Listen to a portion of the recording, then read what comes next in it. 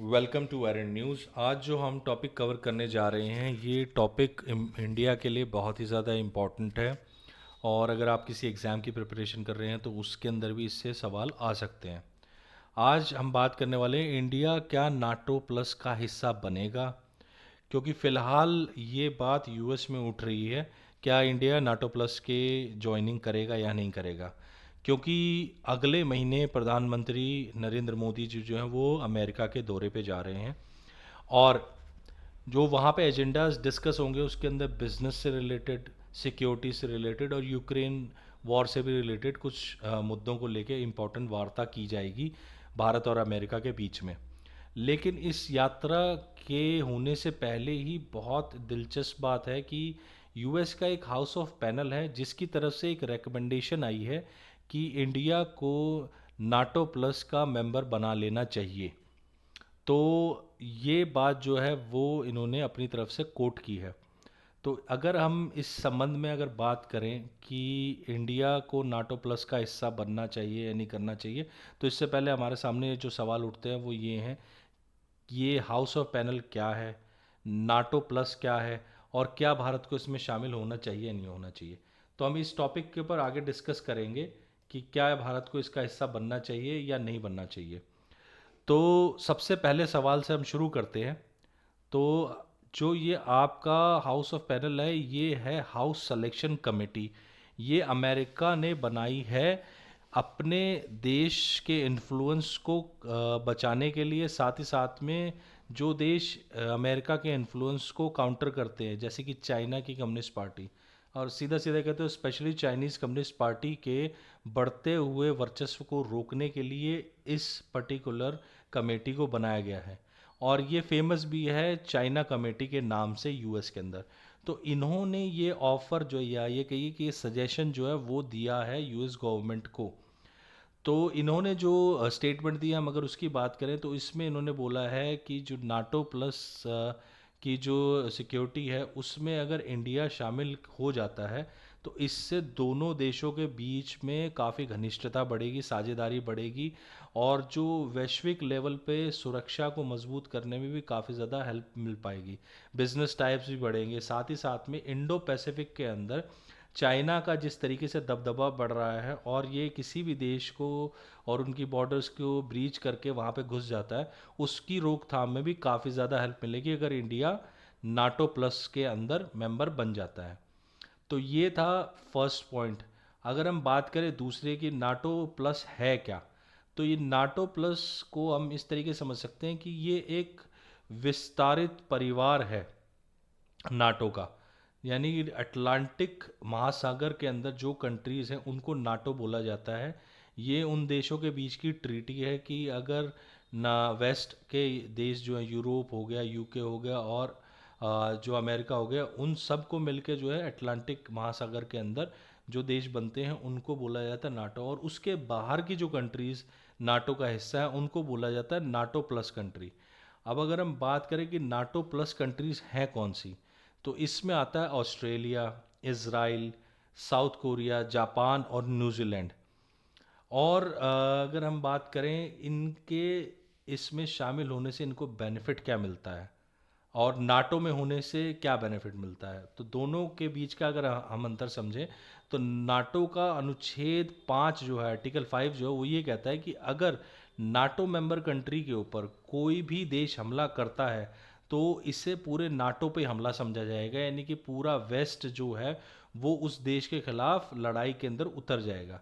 लेकिन NATO plus जो countries हैं उनको ये बेनिफिट नहीं मिलता है, यानी अगर उनके ऊपर कोई हमला होता है तो उस केस के अंदर पूरा नाटो जो है वो उस कंट्री के खिलाफ लड़ने के लिए नहीं उतरेगा। अच्छा, अब इसमें बात करें नाटो प्लस कंट्रीज़ को मिलता क्या है इसमें। इसमें जो नाटो है वो इनके साथ अपनी इंटेलिजेंस शेयर करता है, अपनी लेटेस्ट टेक्टिकल वेपन्स, हथियार जो है वो शेयर करता है, साथ ही साथ में इन देशों को अगर कोई सैन्य सहायता चाहिए होती है तो वो भी प्रोवाइड करता है। तो ये तीन टाइप के बेनिफिट्स जो हैं वो नाटो प्लस कंट्रीज़ को मिलते हैं। लेकिन अगर इंडिया को देखा जाए तो फिलहाल इंडिया को इन तीनों में से किसी भी चीज़ की आवश्यकता नहीं है। इंडिया इन सब चीज़ों के अंदर कहीं ना कहीं धीरे धीरे इंडिपेंडेंट होता ही जा रहा है अपने आप। तो अब हम बात कर ले तीसरी चीज़ की कि क्या इंडिया को इसमें शामिल होना चाहिए, क्या इंडिया को इस प्रस्ताव को स्वीकार करना चाहिए। तो उसके अंदर सबसे पहली चीज़ तो ये है कि जो इंडिया है उसको ये जो ऑफ़र है ये दिया नहीं गया है यूएस गवर्नमेंट की तरफ से। ये एक सजेशन है जो इनकी एक कमेटी ने दिया है यूएस गवर्नमेंट को कि ऐसा किया जा सकता है क्या। तो ना तो यूएस गवर्नमेंट ने इस तरह का कोई प्रस्ताव रखा और ना ही इंडिया ने इसमें किसी तरीके की दिलचस्पी दिखाई है। और अगर हम बात करें नाटो के साथ इंडिया के संबंधों की, तो इंडिया के संबंध बहुत ही रीसेंट है नाटो के साथ में। नेटो के साथ में इंडिया ने सबसे पहली मीटिंग 2019 में की थी और उसके अंदर भी किसी भी तरीके का मिलिट्री या पॉलिटिकल लेवल की डिस्कशंस नहीं हुई थी, सिर्फ बेसिक नॉलेज शेयर की गई थी। यानी कि ये कह सकते हैं एक दूसरे को एक जानना पहचानना, बस इतनी ही बात हुई थी। और दूसरी मीटिंग इस साल मार्च 2023 में हुई है, जिसके अंदर जो है अमेरिका के जो अधिकारी हैं नेटो के अंदर, उन्होंने ये बोला है कि इंडिया एक इम्पॉर्टेंट पार्टनर हो सकता है नेटो के लिए। लेकिन उन्होंने इस टाइप का कोई प्रपोज़ल नहीं दिया, ना ही ये बोला कि इंडिया को नेटो में शामिल करना चाहिए या नहीं। तो यानी कि अगर कोई सामने से ये बोल ही नहीं रहा कि आपको शामिल होना है या हम आपको शामिल होने की रिक्वेस्ट कर रहे हैं, तो इंडिया को ऑब्वियसली उस चीज़ के लिए कभी भी अपनी तरफ से अप्रोच नहीं करना चाहिए और इंडिया करेगा भी नहीं। तो दूसरी चीज़ अगर हम इसके अंदर बात की जाए कि नाटो के अंदर शामिल होने के ऊपर बहुत सारे डाउट्स भी रखे जा सकते हैं, क्योंकि नाटो की अपनी एक हिस्ट्री रही है। वेस्ट जो है इस टाइम पर इंडिया को एक उभरती हुई ताकत के रूप में देखता है और इंडिया को कहीं एज ए वेपन यूज़ ना कर लिया जाए नाटो प्लस में शामिल होने पर, इसके बारे में इंडिया को इस प्रस्ताव को सुनने के बाद में सोचने की ज़रूरत है। क्योंकि ऐसा बहुत बार हुआ है कि नाटो ने अपने कुछ सहयोगी देशों को यूज़ किया और उसके बाद में उनको फेंक दिया। तो अगर हम इसका एग्ज़ाम्पल की भी बात करें तो पाकिस्तान उसका एग्ज़ाम्पल हो सकता है। पाकिस्तान को जो है वो यूएस अपना बहुत ही करीबी अलाई बताता था, नाटो का भी बहुत करीबी अलाई बताता था। और आज के टाइम पर पूरे पाकिस्तान में यूएस को कोई पसंद नहीं करता, क्योंकि कहीं ना कहीं यूएस ने अफ़गानिस्तान में जो कुछ किया उसके अंदर पाकिस्तान ने बहुत ज़्यादा हेल्प की और आज अफ़गानिस्तान सिर्फ पाकिस्तान की प्रॉब्लम है, उसमें कहीं पर भी यूएस उनकी हेल्प नहीं करता। और ये कहीं ना कहीं दोनों के बीच में डिफरेंस दिखाता है और ये एग्जाम्पल भी है कि कहीं ना कहीं इंडिया अगर इस चीज़ को कंसीडर करता है तो चाइना के खिलाफ कहीं इंडिया दूसरा पाकिस्तान ना बन जाए। तो इस वजह से इस चीज़ को देखना कंसीडर करना बहुत ज़रूरी है। और उसके अलावा भी इंडिया के सामने और बहुत सारी समस्याएं नाटो प्लस को ज्वाइन करने पे। पहली चीज़ तो ये कि इंडिया की जो फॉरेन पॉलिसी है वो बहुत ही इंडिपेंडेंट रही है। इंडिया ने कभी भी अपनी फॉरेन पॉलिसी के अंदर जो है वो किसी कंट्री को कंसीडरेशन के अंदर ऐसे नहीं लिया कि उसकी पर्टिकुलर नीतियों के ऊपर इंडिया चलेगा। तो इंडिया आज के टाइम पर सभी देशों के साथ करीबी संबंध बना के चल रहा है, जैसे यूएस हो गया, यूरोप हो गया, रूस हो गया, सभी के साथ इंडिया के बहुत अच्छे संबंध हैं। और इंडिया अपनी इस इंडिपेंडेंट फॉरेन पॉलिसी को बहुत ज़्यादा पसंद करता है। अगर इंडिया नाटो प्लस के लिए जाता है तो इंडिया कहीं ना कहीं अपने आप को वेस्ट की तरफ धकेल देगा। और इसकी वजह से जो ये तटस्थता वाली नीति है इंडिया की, जो बहुत लंबे टाइम से इंडिया की फॉरेन पॉलिसी में रही है, वो ख़त्म हो जाएगी। और इंडिया के सबसे पहले जो संबंध है वो रशिया के साथ ख़राब हो जाएंगे और ईरान के साथ हो जाएंगे और अफ़गानिस्तान के साथ भी हो जाएंगे।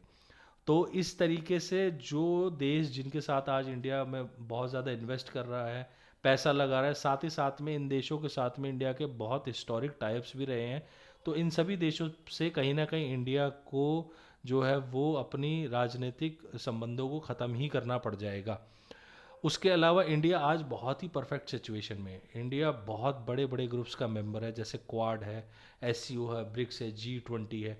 अगर नाटो प्लस को इंडिया एक्सेप्ट करता है तो ये सारे ग्रुप्स में इंडिया की का स्थान जो है बहुत ज़्यादा डिसबैलेंस हो जाएगा, उसका संतुलन पूरी तरीके से नष्ट हो जाएगा। क्योंकि बहुत सारी ऐसी कंट्रीज़ हैं जिनका यूएस और नाटो के साथ में अच्छे ताल्लुकात नहीं हैं इन ग्रुप्स के अंदर, और इंडिया अगर उसका मेंबर बनता है तो उस केस के अंदर इन सभी देशों का इंडिया के साथ में जो है वो संबंधों का बहुत बड़ा मतभेद हो जाएगा और जो कहीं ना कहीं इंडिया की फॉरेन पॉलिसी को यहाँ पे बहुत घातक चोट पहुँचाएगा। तो इस वजह से भी इंडिया के लिए नाटो प्लस को ज्वाइन करना एक बहुत ही मुश्किल काम होगा अगर इंडिया कंसीडर भी करना चाहे तो। और उसके अलावा अगर हम बात करें नाटो प्लस की, कि नाटो प्लस में एक्चुअल के अंदर क्या देश हैं और ये इसका मेंबर क्यों है आज के टाइम में, तो इसकी सबसे पहले बात करेंगे तो हम कहेंगे ऑस्ट्रेलिया और न्यूजीलैंड की। ऑस्ट्रेलिया और न्यूजीलैंड ने यूएस और नाटो के साथ मिल के 2 वर्ल्ड वॉर्स लड़ी हैं साझेदारी में। तो इनके बहुत ही करीबी हिस्टोरिक टाइप्स रहे हैं, और इनको जब कभी प्रॉब्लम आई है तो यूएस ने इनका सपोर्ट भी किया है, तो कहीं ना कहीं इनका नाटो प्लस में होना बनता था। जापान और साउथ कोरिया जो है वर्ल्ड वॉर 2 के बाद से जो है वो ट्रीटी के अंदर है अमेरिका के साथ में, और इनके न्यूक्लियर जो ये आप कहिए छत्र छाया के अंदर ये देश बचे हुए हैं चाइना से, क्योंकि इनके पास में ना तो अपनी कोई फोर्सेस हैं उस ट्रीटी की वजह से, तो ये पूरी तरीके से यूएस पे डिपेंडेंट है इन ट्रीटीज़ के कारण। तो इनका नाटो प्लस में होना जाहिर है इसी कारण से है। और अगर हम बात करें इसराइल की, तो इसराइल और यूएस के संबंध बहुत लंबे टाइम से बहुत क्लोज रहे हैं। अगर हम इसराइल की और अमेरिका की हिस्ट्री उठा के देखें तो जब कभी भी इसराइल को चाहे वो पैसे से हेल्प चाहिए हो, वेपन्स हो, टेक्टिकल्स वेपन्स हो, कोई भी राजनीतिक दबाव, हर तरीके से अमेरिका ने इसराइल की हेल्प की है। तो ये भी नाटो का जो एक मेंबर है नाटो प्लस का, उसके होने का भी एक बहुत बड़ा रीज़न ये है इन देशों के लिए। लेकिन अगर हम भारत की बात करें तो भारत के ना तो कोई हिस्टोरिक संबंध है नाटो कंट्रीज़ के साथ में और ना यूएस के साथ में, ना ही ऐसी कोई ट्रीटीज़ हैं जिससे कि इंडिया को कोई स्पेशल बेनिफिट मिले, और ना ही कोई कल्चरल टाइप्स हैं इन देशों के साथ में जिसके कारण इंडिया इस चीज़ के अंदर इंटरेस्ट दिखाए। तो हर हिसाब से इंडिया के लिए नाटो प्लस में जाने वाला रीज़न जो है वो कहीं से भी फेवरेबल नहीं दिख रहा है। और अगर हम बात करें इंडिया की, कि इंडिया की जो आज की फॉरेन पॉलिसी है वो किस चीज़ में बिलीव करती है, तो इंडिया की जो फॉरेन पॉलिसी है वो इस चीज़ में बिलीव करती है कि इंडिया जो है वो मल्टीपोलर वर्ल्ड में बिलीव करते हैं, यानी कि जो पावर है वो किसी भी एक पर्टिकुलर ग्रुप या देश के कंट्रोल में नहीं होनी चाहिए, इसका बैलेंस सारे देशों के अंदर बराबर होना चाहिए। और इस वजह से जो है वो कहीं ना कहीं नाटो प्लस के अंदर इंडिया के लिए कोई स्थान नहीं बनाता, क्योंकि ऐसा नाटो प्लस जो है वो कभी भी इंडिया को वो अलाउड ही नहीं करेगा। और अलाउड क्यों नहीं करेगा, ये कहने का रीज़न ये है कि नाटो प्लस में ज्वाइन करते इंडिया को उनकी सारी शर्तों को मानना पड़ेगा, और इंडिया इस चीज़ के लिए कभी भी तैयार नहीं होगा कि उसको इस तरीके के किसी भी चीज़ के अंदर जो है वो शामिल होना पड़े जहाँ पर कि उनको अपनी फॉरेन पॉलिसीज़ को उनके अकॉर्डिंगली चेंज करना पड़े। तो हर रवैये से इंडिया की फॉरेन पॉलिसी के लिए नाटो प्लस कहीं से भी फेवरेबल नहीं है। लेकिन फिर भी अगर अभी इंडियन प्राइम मिनिस्टर यूएस की विज़िट के लिए जाते हैं और उनके सामने ये प्रस्ताव रखा जाता है, तो आप क्या सोचते हैं, क्या इंडिया को ज्वाइन करना चाहिए नाटो प्लस को या नहीं करना चाहिए? ये एक बहुत ही इम्पोर्टेंट सवाल है। साथ ही साथ में अगर हम पाकिस्तान की बात करें तो इसमें पाकिस्तान को बेनिफिट भी है और साथ साथ में नुकसान भी है। बेनिफिट ये है कि अगर इंडिया नाटो प्लस ज्वाइन करता है तो उस केस के अंदर आज जो पाकिस्तान की बुरी स्थिति है उसमें उसको बहुत सारा राजनीतिक सपोर्ट मिल जाएगा। और अगर हम बात करें सबसे पहले रशिया, अफ़गानिस्तान और ईरान, ये तीनों ही कंट्री कहीं ना कहीं पाकिस्तान के बहुत क्लोज में हैं। और आज चाइना से अच्छे संबंध होने के कारण रशिया से भी उनके राजनीतिक संबंध, अगर इंडिया नेटो प्लस के लिए जाता है तो वो सुधरेंगे। तो कहीं ना कहीं, तो अगर हम बात करें नाटो कंट्रीज़ की यहाँ पे, तो ये जो बेनिफिट इनको मिलने वाला है, उसके अलावा नुकसान ये है कि अगर इंडिया नाटो प्लस में आता है तो इंडिया को टेक्टिकल वेपन्स और इंफॉर्मेशन शेयरिंग, साथ साथ में सैन्य सहायता भी मिलेगी। तो जिस तरीके से अभी पीछे पाकिस्तान के साथ में इंडिया के संबंध खराब हुए थे और बॉर्डर्स पे टेंशन बढ़ गई थी, तो चाइना पाकिस्तान के सपोर्ट के लिए बॉर्डर्स पर उतर आया था अपने। तो उस केस के अंदर चाइना पे भी कहीं ना कहीं ये प्रेशर बनेगा कि अगर ऐसा कुछ होता है तो उस केस के अंदर भारत को नेटो की सैन्य सहायता मिल जाएगी, और ये कहीं ना कहीं भारत को बेनिफिट देगा, जैसे पीओके का इशू है इन मामलों के अंदर। तो आज के टॉपिक में बस इतना ही। अगर इस पर कोई और अपडेट आती है तो डेफिनेटली आपके साथ शेयर करेंगे। और टॉपिक ख़त्म करने से पहले आपसे रिक्वेस्ट है, प्लीज़ चैनल को लाइक कीजिए, शेयर कीजिए, सब्सक्राइब कीजिए और बेल आइकन ज़रूर दबाइए ताकि टाइम टू टाइम आपके पास में अपडेट्स पहुंचती रहें न्यूज़ की। Have a great day ahead, bye bye.